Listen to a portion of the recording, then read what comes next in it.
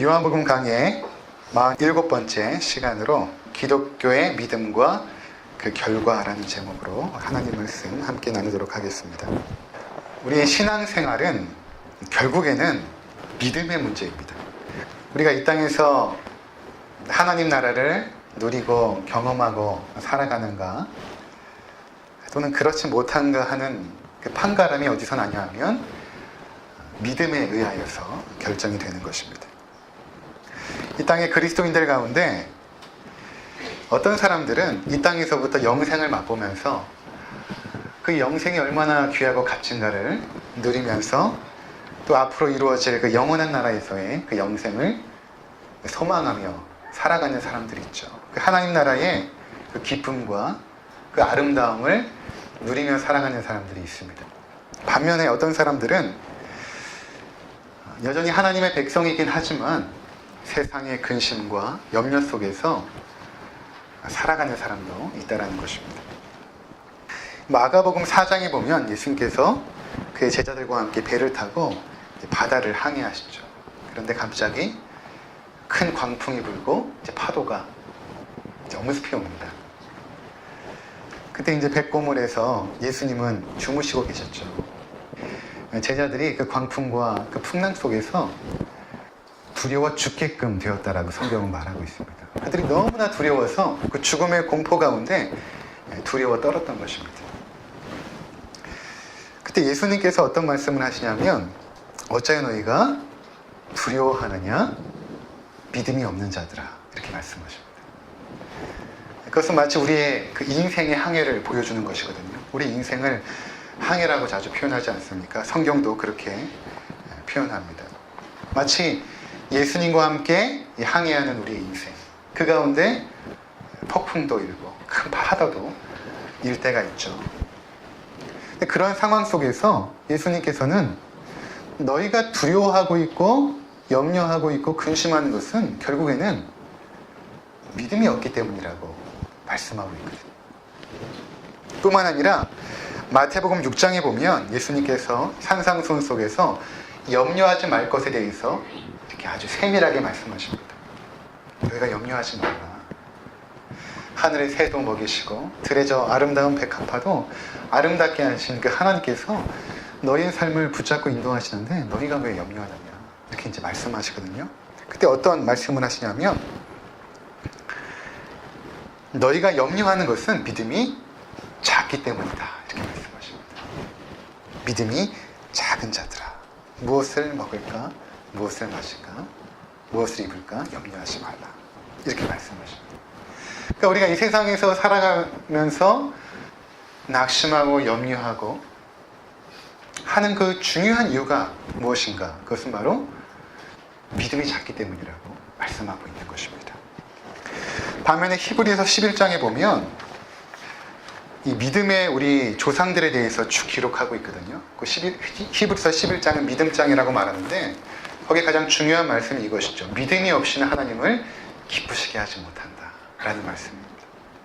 그래서 하나님께 나아가는 자는 반드시 그가 계신 것과 또 자기를 찾는 자들에게 상 주시는 이심을 믿어야 할지니라 이렇게 말씀하십니다. 그러면서 우리 믿음의 그 조상들 아브라함으로부터 시작해서 모세와 또 삼손, 기드온 이런 믿음의 인물들을 쭉 나열하고 있습니다.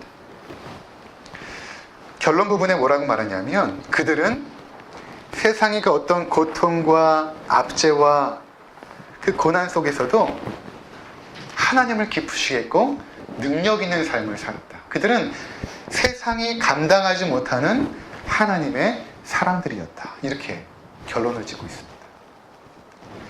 그러니까 하나님의 백성들 가운데 어떤 사람들은 하나님을 기쁘시게 하고 이 땅에서부터 그 하나님의 능력 가운데 살아가기도 하지만 어떤 사람들은 믿음이 작아서 또는 믿음이 너무 연약해서 늘 근심과 두려움과 고통 속에서 살아가고 있다는 것입니다. 그것이 바로 믿음에 의해서 결정이 된다는 거예요. 믿음에 의해서. 그렇다면 여러분들은 믿음을 어떻게 이해하고 있습니까? 내가 예수님을 믿는다라고 했을 때 그 믿음이라는 것이 과연 우리에게 의미하는 것이 무엇인가 하는 것입니다. 아마 우리가 각자 다를 것이라고 생각을 해요. 그래서 성경에서 말하는 믿음을 먼저 정의하고 시작을 하겠습니다. 성경에서 믿음이라는 것은 원어로 피스티스라고 하는데 이것은 두 가지의 의미가 섞여 있습니다. 하나는 뭐냐면 안다라는 것입니다. 성경에서 안다라는 것을 믿음과 혼용하여서 사용합니다. 내가 하나님을 믿는다. 내가 하나님을 안다. 내가 예수님을 믿는다. 내가 예수님을 안다. 그것은 동일한 의미인 것입니다. 그리고 또 하나는 신뢰한다라는 의미가 있습니다. 안다는 것과 신뢰한다라는 것이 바로 믿음이 무엇인가를 보여주는 아주 중요한 단어입니다. 그런데 안다라고 했을 때에 이것은 단순히 우리가 머리로 지식으로 아는 것을 의미하는 것이 아닙니다. 그것은 인격적인 관계를 통하여 믿음의 대상을 알아가는 것을 의미하는 것입니다. 저는 이순신을 압니다. 여러분도 이순신 장군 알잖아요. 또 세종대왕도 알고 있습니다. 그러나 우리가 이순신을 알고 세종대왕을 아는 것은 성경에서 말하는 안다라는 것과는 전혀 차이가 많은 것입니다. 그것은 우리가 그냥 머리로 아는 것이죠. 지식으로 아는 것입니다. 이것을 안다라고 말하지 않습니다. 저는 무씨와 배추씨가 어떻게 다른지 잘 알지 못해요. 근데 만약에 이 무씨와 배추씨가 어떻게 다른지를 알려면 그럼 어떤 방법이 있습니까? 세 가지로 정리해 볼 수 있잖아요. 그렇죠? 첫 번째로는 백과사전을 보거나 아니면 인터넷을 쳐보면 무씨와 배추씨가 어떤지 이제 쭉 나올 것입니다. 또 하나는 전문가에게 물어보면 돼요. 농부에게 찾아가서 전문가에게 무씨와 배추씨가 어떻게 다릅니까? 물어보면 자세하게 설명을 해줄 것입니다. 그것도 이제 하나의 알아갈 수 있는 방법이죠. 마지막으로는 심어보는 것이죠. 우리가 직접 심어보는 것입니다. 그러면 그것이 자라는 것을 보면서 무씨가 이렇구나, 배추씨가 자라는 것을 보면서 배추씨가 이렇구나 라는 것을 경험적으로 알게 되죠. 그래서 성경에서 말하는 안다라는 것은 그것을 심어서 키우는, 그것을 경험하여서 아는 것처럼 우리의 믿음의 대상인 예수님을 머리로 아는 것이 아니라 인격적인 연합과 교제 가운데서 그분을 알아갈 때에 그것을 믿음이라고 말하는 것입니다. 그래서 이 안다라는 그 단어가 이 부부 사이에서 이루어지는 그 단어거든요. 그러니까 남편과 아내가 서로를 알아가잖아요. 이것은 그 안에 굉장한 비밀을 담고 있어요. 에베소서에 보면 하나님께서 교회와 그리스도와의 관계를 말씀하시다가 남편과 아내의 관계를 또 말씀하세요. 그러면서 이 비밀이 크도다 이렇게 말씀하거든요. 또 하나님께서는 구약에 하나님은 남편이고 성도, 교회는 신부라고 말씀하시거든요. 그 관계 속에서 서로를 알아가는 그 비밀과 그 놀라운 그 지식들이 자라나지 않습니까? 그것을 이제 안다라고 주로 이제 표현을 합니다. 그래서 우리가 믿는다, 예수님을 믿는다, 하나님을 믿는다 했을 때는 그분과의 인격적인 친밀함, 하나님이 우리의 남편이고 내가 신부가 되어서 아름다운 연합과 교제 가운데 알아갈 때 그분을 믿는다라고 말한다라는 것입니다. 자, 이렇게 될 때, 이렇게 그분을 알아가게 될 때 우리 안에 자연스럽게 형성되는 게 뭐냐면 신뢰입니다. 이것이 믿음이거든요. 예수님과 교제하고 동행하다 보니까 그분을 점점 알아가게 돼요. 근데 그분을 알아갈수록 점점 신뢰하게 되는 것입니다. 이것은 믿음이라고 말하는 것입니다. 그래서 이러한 신뢰 속에서 우리 가운데 형성되는 게 뭐냐면 충성과 순종입니다. 그분의 말씀과 그분의 인격을 우리가 신뢰하지 못하면 충성하지 못하고 순종하지 못해요. 그런데 우리 믿음의 대상인 그 하나님, 삼위일체 하나님이 얼마나 신실하신 분인가, 그것을 우리가 경험하여 깨달아 알고 신뢰하게 되면 자연스럽게 우리의 삶은 충성과 신뢰의 삶으로 이렇게 연결이 되는 것입니다. 억지로 되는 것이 아닙니다. 믿음을 통하여 그렇게 된다는 것입니다.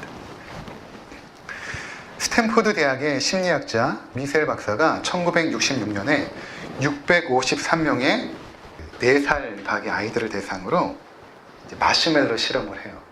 여러분들 이제 아시는 분이 있을 텐데, 유치원 놀이방에서 4살 아이들에게 마시멜로를 하나씩 이제 줍니다.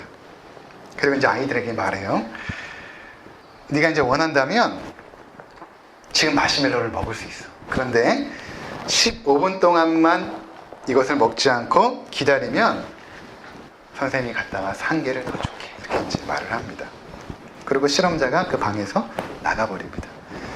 그 마시멜로가 이제 책상 위에 있는 거예요. 외국 아이들이 마시멜로 엄청 좋아하거든요. 말랑말랑한 그 마시멜로 보면 침이 울컥 넘어가는, 이 달콤하고 말랑말랑해서 지금 당장 먹고 싶은 마시멜로. 아이들의 반응이 이제 갈립니다.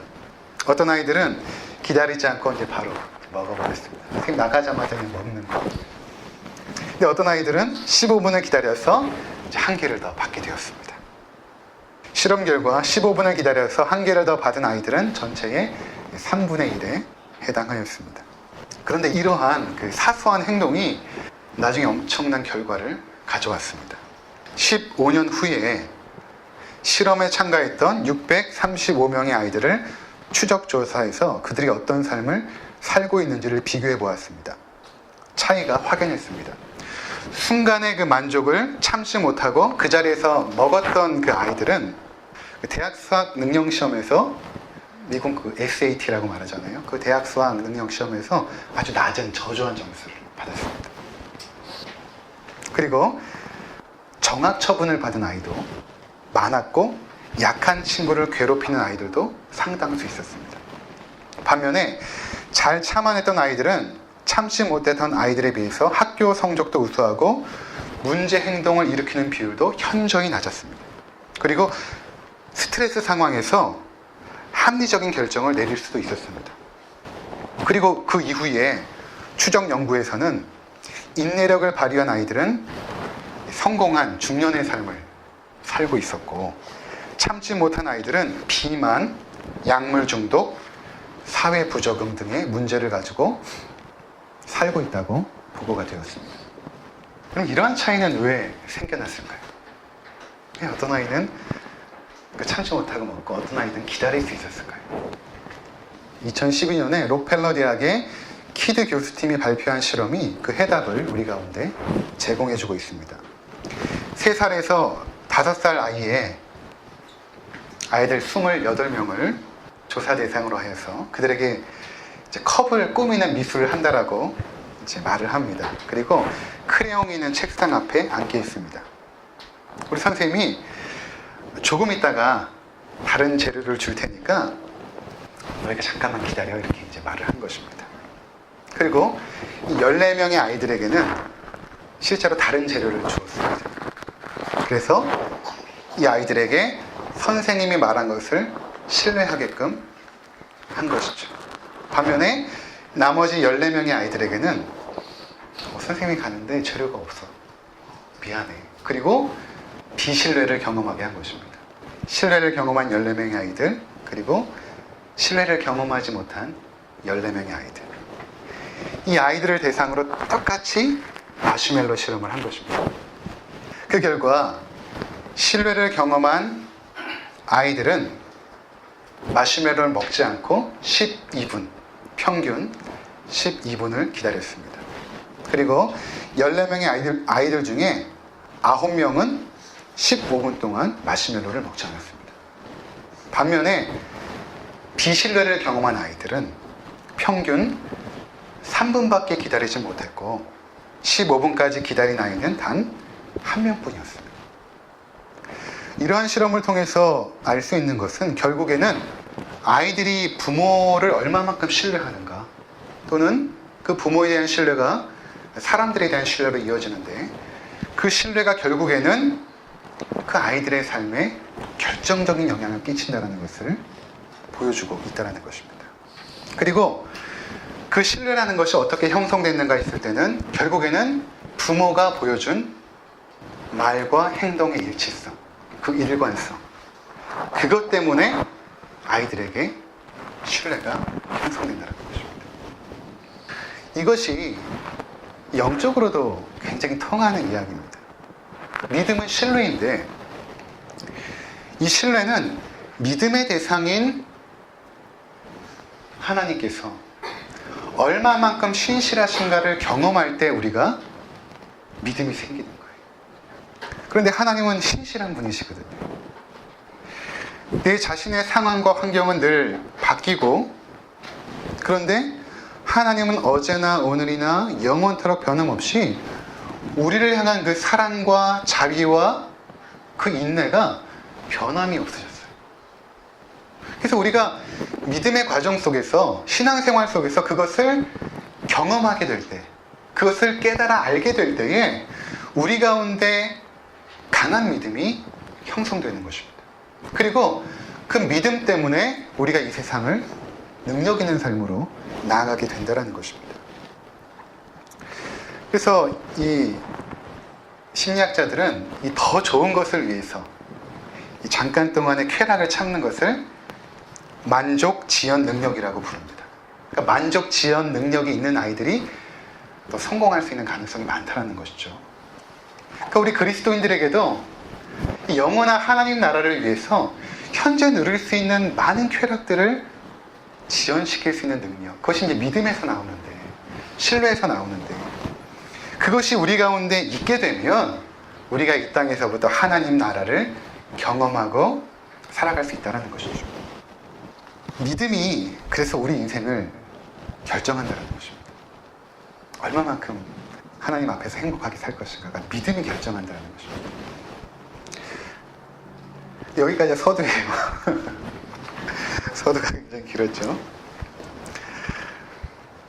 근데 오늘 그 내용이 바로 무엇을 다루고 있냐면 그 믿음이 무엇인가, 그리고 믿음이 가져올 그 결과를 우리 가운데 말씀하고 있거든요. 요한복음 20장 31절에 보면 요한이 이 요한복음을 기록한 목적을 아주 분명하게 밝히고 있어요. 내가 이것을 기록함은 너희로 예수가 하나님의 아들 그리스도임을 믿게 하려 함이요, 또 그 이름을 믿고 힘입어 생명을 얻게 하려 함이라, 이렇게 말하고 있습니다.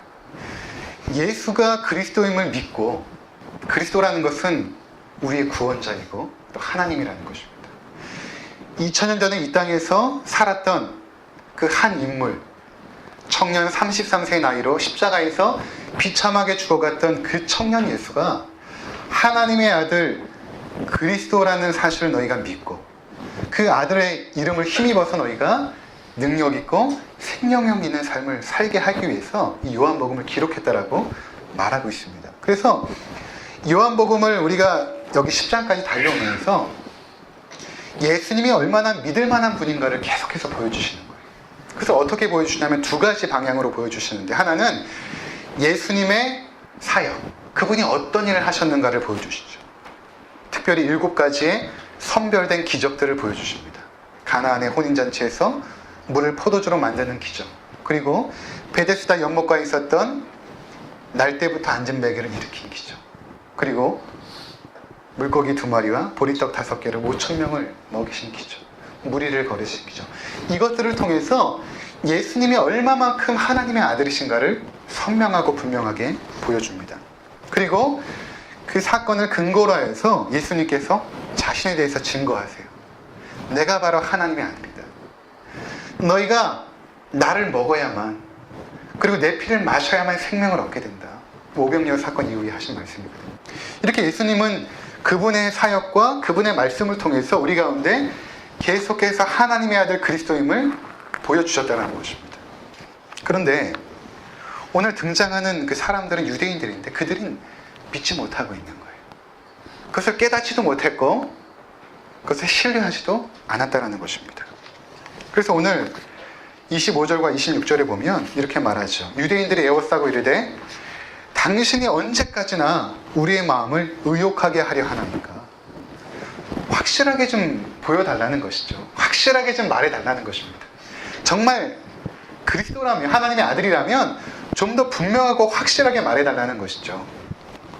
그리스도이면 밝히 말하소서 하니. 예수님께서 25절에 이렇게 대답하세요. 예수께서 대답하시되 내가 너희에게 말하였으되 지금까지 계속해서 너희에게 내가 말하지 아니하였느냐. 그런데 믿지 아니하는도다. 또 내가 내 아버지의 이름으로 행하는 일들이 내가 계속해서 하나님의 이름으로 너희에게 보여주지 않았느냐? 이러한 일들이 나를 증거하는 것이거늘 너희가 내 양이 아니므로 믿지 아니하는도다. 이렇게 말씀하고 있습니다.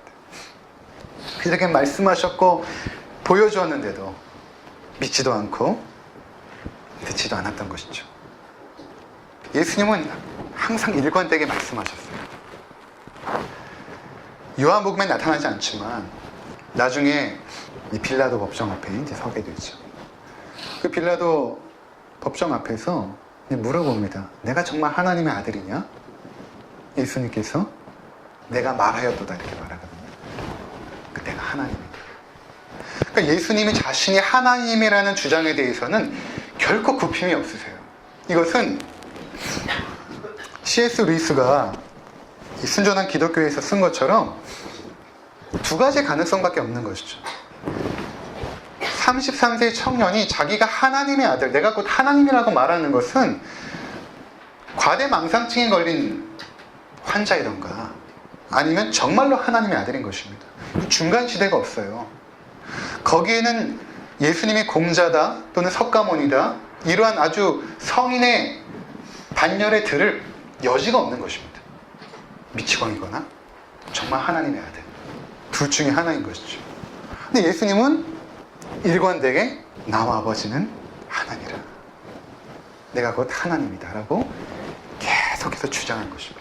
그리고 그분의 행동과 그분이 보여준 모든 모습들은 하나님의 아들의 모습이었어요. 그래서 우리가 믿는다라는 것은 그것을 믿는 거예요. 그 믿음의 내용이 바로 그것입니다. 예수가 하나님의 아들임을 믿는 것입니다. 결국 이러한 모습들이 보여주는 것은 무엇인가 하면 기독교 신앙이라는 것은, 믿음이라는 것은 듣고 본다라고 생기는 게 아니라는 것입니다. 이런 사람이 있어요. 하나님 지금 나타나 보세요. 내가 믿겠습니다. 그럴지라도 믿지 않는다는 것입니다. 믿음이 그렇게 생기는 것이 아닙니다. 믿음은 처음에는 선물로 주어지죠. 우리 가운데 내가 발휘하는 것이 아니라 하나님께서 믿음을 선물로 주시죠. 그러면 그 선물로 믿음을 받은 우리가 그 예수님과의 인격적인 연합과 교제 가운데서 우리의 믿음이 강화되는 것입니다. 하나님의 신실하심을 계속해서 경험하면서 우리의 믿음이 강화되어지죠. 한 번도 약속을 어기지 않으시니까. 그분의 말씀과 그분의 행함은 일관성 있고 동일하니까 신뢰하게 되고 믿어지는 것입니다. 그래서 이러한 믿음은 우리의 노력으로 얻어지는 것이 아니라 결국에는 하나님의 사랑받는 택정된 자들에게만 임하는 것입니다. 그래서 오늘 예수님께서 좀 무서운 말씀을 하세요. 뭐냐면 26절입니다. 너희가 내가 아무리 보여주고 아무리 말해도 믿지 않는 거 보니까 너희가 내 양이 아니다 라는 것입니다. 너희가 내 양이 아니더라. 무서운 말씀입니다. 그러니까 이것을 바꿔 말하면 이것을 믿는 사람들, 믿어지는 것이죠. 믿어지는 사람들은 하나님의 양이라는 것이죠. 예수님의 양이라는 것이죠. 굉장히 큰 축복입니다. 요한복음 1장에 한번 우리가 보겠습니다. 요한복음 1장 12절과 13절입니다. 우리 함께 읽도록 하겠습니다. 시작. 영접하는 자, 곧 그 이름을 믿는 자들에게는 하나님의 자녀가 되는 권세를 주셨으니 이는 혈통으로나 육정으로나 사람의 뜻으로 나지 아니하고 오직 하나님께로부터 난 자들이니라. 영접하는 것이 곧 믿는 것이라고 설명하잖아요. 예수님을 영접하는 것, 곧 그 믿는 자들이 누군가? 그 믿는 자들은 하나님의 자녀의 권세를 가진 자들인데 그들은 혈통으로나 또는 육정으로나 사람의 뜻으로 나지 않냐고. 이것을 한마디로 하면 인간이 할 수 있는 그 어떤 노력으로 되는 것이 아니라 하나님께로부터 난 자들이라는 것입니다. 하나님의 양들이라는 것이죠. 그들에게 믿음이 주어진다는 것입니다. 똑같은 하나님의 말씀과 사역이 우리 가운데 주어졌는데 어떤 자들은 믿게 되고 어떤 자들은 믿지 않게 되더라는 것입니다. 그럼 믿지 않는 자들은 누구고? 도대체 믿게 되는 그 사람들은 누구인가? 하나님께로부터 난 자들, 목자의 양들이라는 것입니다. 요한복음 10장 27절. 27절 우리 함께 읽도록 하겠습니다. 내 양은 내 음성을 들으며 나는 그들을 알며 그들은 나를 따르리니라. 여기에 이제 믿음의 아주 중요한 요소들이 나오는데 뭐냐면 그 믿음을 갖는 그 목자의 양들은 목자의 음성을 듣는다라는 것입니다. 그리고 그분을 안다라는 것이죠. 그럼 마치면 따라갑니다. 듣고 알고 따라가는 것. 이게 믿음의 아주 중요한 요소입니다. 믿는 자들에게는 예수님의 말씀이 들려요. 하나님의 말씀이 들립니다. 주어진 성경 말씀을 통해서 들려지고 그 말씀을 붙잡고 살아가는 자들에게는 때로는 주변의 사람들을 통해서도 하나님의 말씀이 들리기도 하고 환경을 통해서도 하나님의 말씀이 들리기도 하고 TV를 보다가도 하나님의 음성이 들리기도 합니다. 그리고 그 하나님을 알아가죠. 그럼 마침내는 그분을 신뢰함으로 따라가는 것입니다. 그 목자 되신 그 주님을 충성과 순종이죠. 따라가는 것입니다. 자, 반면 믿음이 있다고 하지만 성경의 말씀을 통하여 하나님을 알지 않는 자들, 그들의 믿음은 사실은 자기 확신할 경우가 많고 그냥 믿습니다 하는 거예요. 그리고 자기가 만들어 놓은 어떤 하나님, 그 수호신을 믿는 그런 자들이 있거든요. 그러면서 하나님을 믿는다고 하는데 그 하나님은 성경에서 말하는 하나님이 아니에요. 잘 들어보면 그들이 교회 안에도 있어요. 기독교 안에도 들어와 있거든요. 그러니까 하나님 말씀을 듣지 못하죠. 그리고 그분을 알지도 못합니다. 그리고 자기 마음대로 살아가죠. 따라가지 않습니다.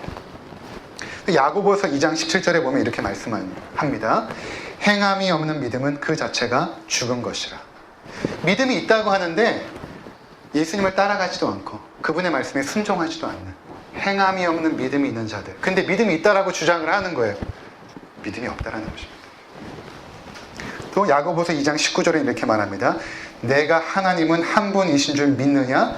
잘하는도다. 귀신도 믿고 떠나니라. 이거 행함이 없는 죽은 믿음을 갖고 있는 자들에게 하시는 말씀입니다.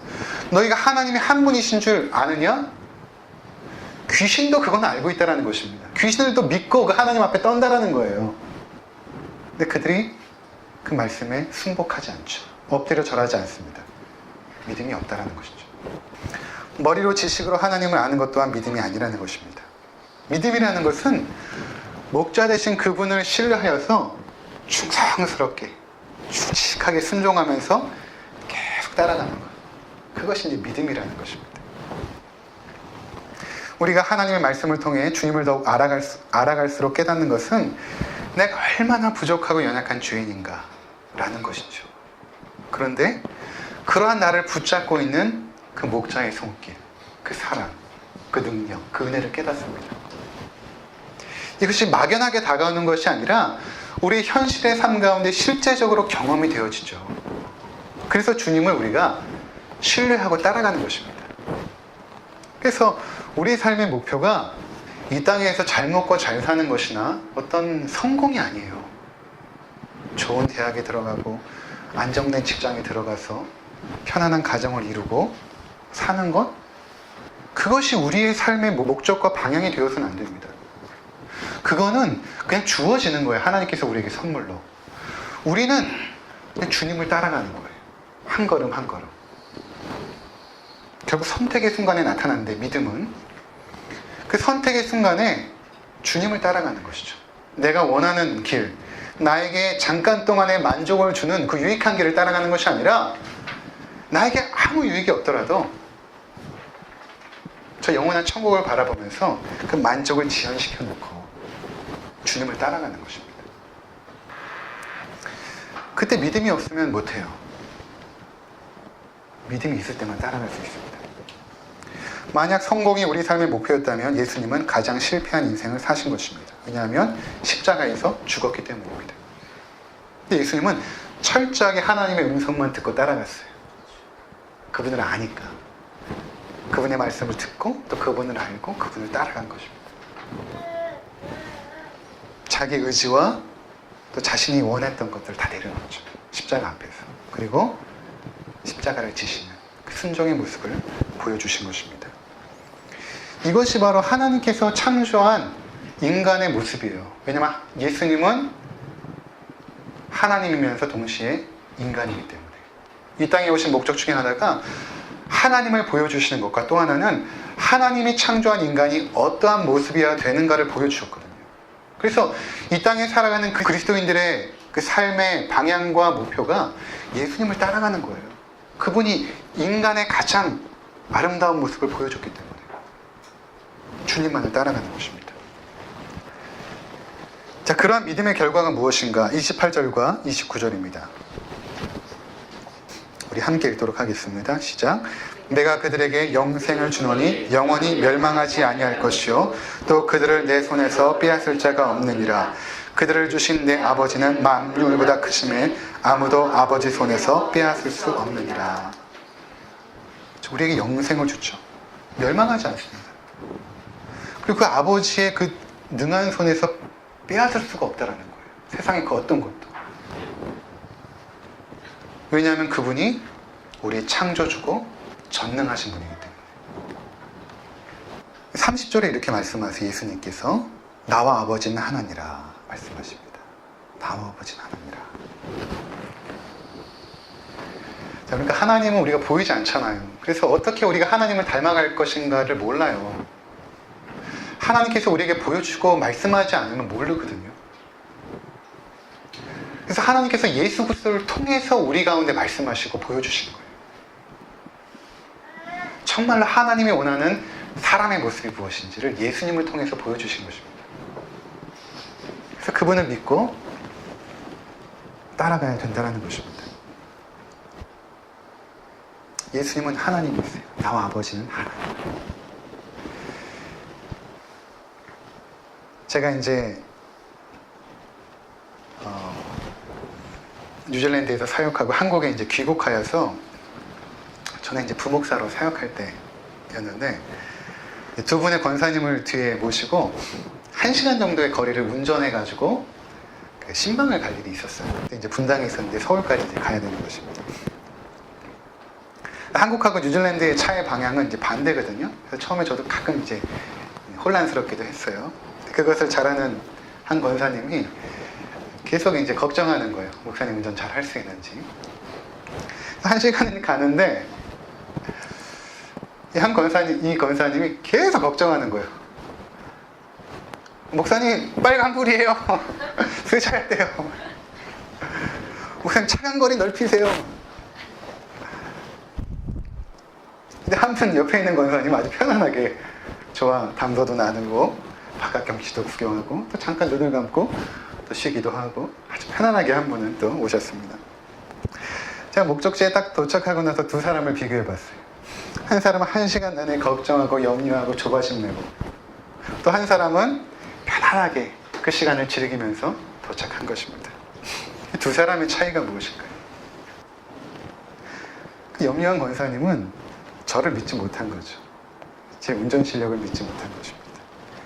저를 믿는 그 권사님은 편안하게 그 시간을 즐길 수 있었던 것입니다. 우리 인생도 마찬가지입니다. 우리에게 주어진 정해진 인생의 시간이 있어요. 태어날 땐 순서가 있지만 하나님 나라 가는 건 순서가 없잖아요. 정해진 인생의 기간이 있죠. 그 기간에 내가 얼마만큼 하나님 나라를 누리고 살 것인가, 아니면 조바심 내고 걱정하고 두려워하며 살 것인가는 우리 인생의 운전대를 붙잡고 있는 예수 그리스도, 우리의 목자 되신 그 주님을 내가 얼마만큼 신뢰하느냐에 의해 결정된다는 것입니다. 예수님은 한 번도 실수가 없으신 완벽한 분이셨어요.